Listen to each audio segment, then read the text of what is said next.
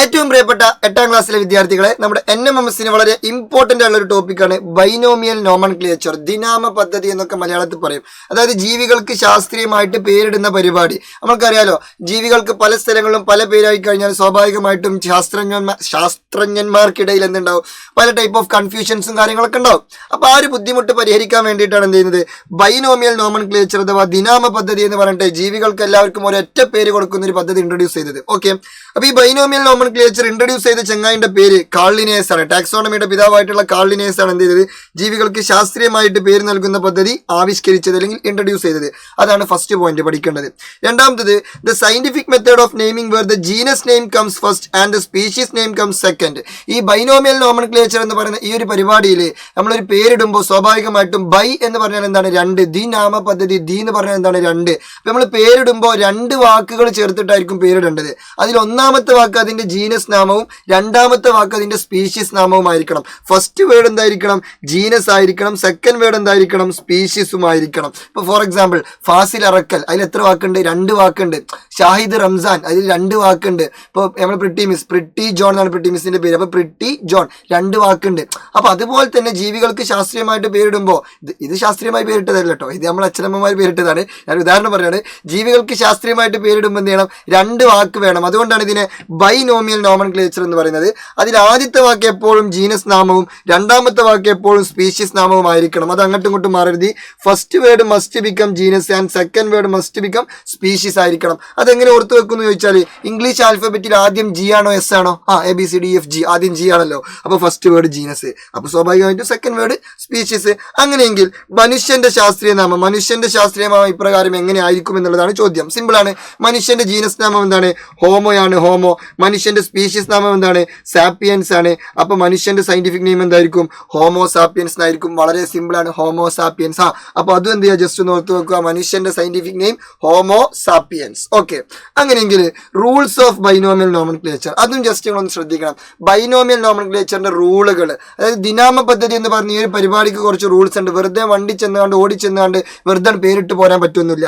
ഇത് scientific naming സിസ്റ്റത്തിൽ the name of an organism should have 2 parts. ഇതിന് എത്ര ഭാഗം വേണം, 2 ഭാഗം വേണം, 2 പാർട്ട് വേണം. നമ്മൾ ഓൾറെഡി പറഞ്ഞു, ഫസ്റ്റ് ഭാഗം എന്തായിരിക്കണം, ജീനസ് നെയിം ആയിരിക്കണം and second part species name ആയിരിക്കണം. നമുക്ക് എല്ലാവർക്കും അറിയുന്ന ഒരു പ്രത്യേകതയാണ്, അല്ലെങ്കിൽ അറിയുന്ന ഒരു റൂളാണത്. എന്നാൽ മൂന്നാമത്തെ rule, that's very important. When writing the scientific name in English, scientific name ഇംഗ്ലീഷിൽ എഴുതുമ്പോൾ the genus name should begin with the capital letter. Genus name എപ്പോഴും എന്തായിരിക്കണം, ക്യാപിറ്റൽ ലെറ്ററിലായിരിക്കണം. ഇവിടെ നോക്കടാ, ഈ എച്ച് ഞാൻ ക്യാപിറ്റൽ ലെറ്ററാണ് ഇട്ടത്, കാരണം ഇത് ജീനസ് നെയിം ആണ്. അല്ലാതെ അല്ലെങ്കിൽ എനിക്കിത് എങ്ങനെ എഴുതിയാൽ പോലെയോ, ഹോമോ, ഒരു മിനിറ്റ്, അയ്യോ ഓക്കെ, അല്ലെങ്കിൽ എനിക്കത് എന്ത് ചെയ്യാം, ഇങ്ങനെ എഴുതിയാൽ മതി ഹോമോ എന്നുള്ളത്. പക്ഷെ ഞാൻ അങ്ങനെ എഴുതിയില്ല. ഞാൻ എന്ത് ചെയ്തു, ഞാൻ ഇങ്ങനെ തന്നെയാണ് എഴുതിയത്. അത് ഞാൻ മനഃപൂർവ്വം എഴുതിയതാണ്. കാരണം ജീനസ് നാമം എപ്പോഴും ഫസ്റ്റ് ലെറ്റർ എന്തായിരിക്കണം, ക്യാപിറ്റൽ ലെറ്റർ ആയിരിക്കണം. അപ്പൊ ക്യാപിറ്റൽ ലെറ്റർ തന്നെ എഴുതണം. അത് നമ്മൾ എപ്പോഴും ശ്രദ്ധിക്കണം.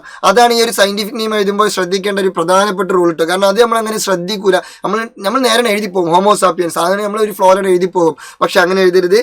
അത് നിങ്ങൾ പരീക്ഷയ്ക്ക് എഴുതാണെങ്കിലും അങ്ങനെ തന്നെ എഴുതണം. എങ്കിലും ചിലപ്പോൾ മാർക്ക് കിട്ടുള്ളൂ, അല്ലെങ്കിൽ ടീച്ചേഴ്സ് എന്തില്ല, മാർക്ക് തരില്ല. സംസാ ഓക്കെ. ഇനി വേറെ രസമുണ്ട്. ഇപ്പൊ NMMSന്റെ ക്വസ്റ്റ്യൻ പേപ്പറിൽ ചിലപ്പോൾ എന്താണ്, ഫോർ എക്സാമ്പിൾ മനുഷ്യന്റെ സയന്റിഫിക് നെയിം ഫസ്റ്റ് ഓപ്ഷൻ എന്തുണ്ടാവും, ഹോമോസാപ്പിയൻസ്, ഇതുപോലെ എഴുതി വെച്ചിട്ടുണ്ടാവും. സെക്കൻഡ് ഓപ്ഷൻ ചിലപ്പോൾ ഇങ്ങനെ എഴുതാം, ഹോമോസാപ്പിയൻസ്. ഫസ്റ്റ് എന്ത് ചെയ്യാം, സ്മോൾ ലെറ്റർ ആയിട്ട് തരാം, അങ്ങനെയും തരാം. അപ്പൊ പോയിട്ട് അതിന് കറുപ്പിക്കരുത്. അതിൽ ഏറ്റവും ആപ്റ്റ് ആയിട്ടുള്ള ആൻസർ അതായിരിക്കും, ഈ ക്യാപിറ്റൽ ലെറ്ററുള്ള ആൻസർ ആയിരിക്കും. അപ്പം അങ്ങനെയും ചോദ്യം വരാതിരിക്കാം, ഡിപ്പെൻസ്. അത് അങ്ങനെ വന്നാൽ നിങ്ങൾ എന്ത് ചെയ്യണം, അതിനനുസരിച്ച് ഡീൽ ചെയ്യണം.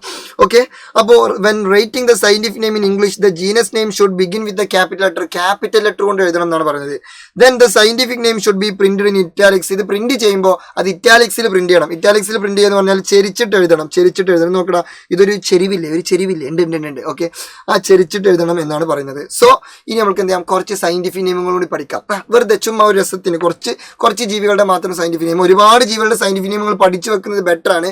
കാരണം NMMSന് ഏത് ജീവിയുടെ സയന്റിഫിക് നെയിമാണ് ചോദിക്കാൻ നമുക്ക് പറയാൻ കഴിയില്ല, നമുക്ക് അങ്ങനെ പ്രെഡിക്റ്റ് ചെയ്യാനൊന്നും പറ്റില്ല. അപ്പോൾ നമ്മൾ എന്ത് ചെയ്യാം, മാക്സിമം ചാൻസ് ഉള്ള കുറേ സയന്റിഫിക് നെയിമുകൾ പഠിച്ചു വെക്കുക. പ്രധാനമായിട്ട് നമുക്ക് ടെക്സ്റ്റ് ബുക്കിൽ കഴിഞ്ഞ വർഷത്തെ ടെക്സ്റ്റ് ടെക്സ്റ്റ് ബുക്കിലും ഈ വർഷത്തെ ടെക്സ്റ്റ് ബുക്കിലൊക്കെയുള്ള കുറച്ച് കാര്യങ്ങൾ പഠിച്ചു വെക്കുക. ഞാൻ ഇനിയും വീഡിയോസ് ചെയ്യാം, സയന്റിഫിക് നെയിമിന് വേണ്ടിയിട്ട് മാത്രം സെപ്പറേറ്റ് കുറച്ച് വീഡിയോസ് ഒക്കെ ചെയ്യാം. ഓക്കെ, അപ്പോൾ ഇപ്പോൾ നമുക്ക് തൽക്കാലം ഇത് പഠിക്കാം. ടൈഗറിന്റെ സയന്റിഫിക് നെയിം പാന്തേറ ടൈഗ്രീസ് ആണ്. സിമ്പിൾ ആയിട്ട് കണക്ട് ചെയ്യാം, ടൈഗർ ടൈഗ്രീസ് അങ്ങനെ കണക്ട് ചെയ്യാം.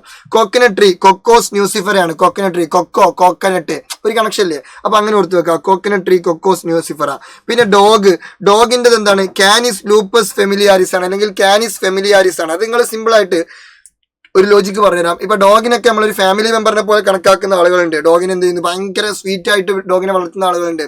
അതായത് നമ്മൾ ഫുഡ് കഴിക്കുമ്പോൾ ഡോഗിനെ ഫുഡ് കഴിപ്പിക്കും, നമ്മൾ കിടന്നുറങ്ങുമ്പോൾ ഡോഗിനെ കിടന്നുറങ്ങിപ്പിക്കും, നമ്മൾ ട്രിപ്പ് പോകുമ്പോൾ ഡോഗിനെ കൊണ്ടുപോകും. അങ്ങനെ ഒരു ഫാമിലി മെമ്പറിനെ പോലെ കണക്കാക്കുന്ന ആളുകളുണ്ട്. സോ ഡോഗിനെ ഫാമിലി മെമ്പറായിട്ട് കണക്കാക്കുന്നു. So that's scientific name is Cannes lupus familiaris, അല്ലെങ്കിൽ ഫാമിലിയാരിസ്. അങ്ങനെ ഓർത്ത് വെക്കുക, അപ്പൊ കിട്ടും. ഡോഗിനെ ഒരു ഫാമിലി മെമ്പറിനെ പോലെ കണക്കാക്കാം, അതുകൊണ്ട് ഫാമിലിയാരിസ്, കാനിസ് ലൂപ്പസ് ഫാമിലിയാരിസ്. പിന്നെ ലയൺ, സിമ്പിൾ ആണ്. ലയന്റെ സയന്റിഫിക് നെയിം എന്താണ്, പാന്തേറ ലിയോ. ലയൺ ലിയോ, സിംഹമാണല്ലോ. ഓക്കെ, ആ രീതിയിൽ കണക്ട് ചെയ്യുക. അപ്പോൾ കുറച്ചൊക്കെ നിങ്ങൾ പഠിച്ചു എന്ന് ഞാൻ വിചാരിക്കുന്നു. അങ്ങനെയെങ്കിൽ എൻ്റെ മുത്തുമണികൾ ജസ്റ്റ് എന്ത് ചെയ്യുക, ജസ്റ്റ് ഫോർ എക്സാമ്പിൾ ഇപ്പോൾ ഒരു ഉദാഹരണം പറയുകയാണെന്നുണ്ടെങ്കിൽ തേനീച്ചന്റെ സയന്റിഫിക് നെയിം എന്ത് ചെയ്യുക, നിങ്ങൾ ജസ്റ്റ് താഴ്ന്ന് കമന്റ് ചെയ്യും, തേനീച്ചന്റെ scientific name. Okay, so see you soon. Next വീഡിയോയിൽ വീണ്ടും കാണാം. NMMSന്റെ സൈലത്തിന്റെ ബാച്ചിൽ ഇനി ആരെങ്കിലും അഡ്മിഷൻ എടുക്കാൻ താല്പര്യം ഉണ്ടെങ്കിൽ വേഗത്തിൽ എന്ത് ചെയ്യുക, സൈലത്തിന്റെ ആപ്പ് പർച്ചേസ് ചെയ്യുക. ആപ്പ് പർച്ചേസ് ചെയ്യുന്ന വേണ്ട, ആപ്പ് ജസ്റ്റ് ഒന്ന് ഡൗൺലോഡ് ചെയ്താൽ മതി. ഡൗൺലോഡ് ചെയ്തിട്ട് നേരെ ബ്രഹ്മോസ് ബാച്ചിൽ ജോയിൻ ചെയ്താൽ മതി. കാരണം ഫ്രീ ഓഫ് കോസ്റ്റ് ആണ്, ഒരു പൈസയും വേണ്ട. അപ്പോൾ നിങ്ങൾക്ക് ധൈര്യമായിട്ട് ജോയിൻ ചെയ്യാം. So see you soon. ഇത് നിങ്ങളുടെ സ്വന്തം ബഹുമാനപ്പെട്ട അറക്കൽ. Good bye. ഓക്കെ.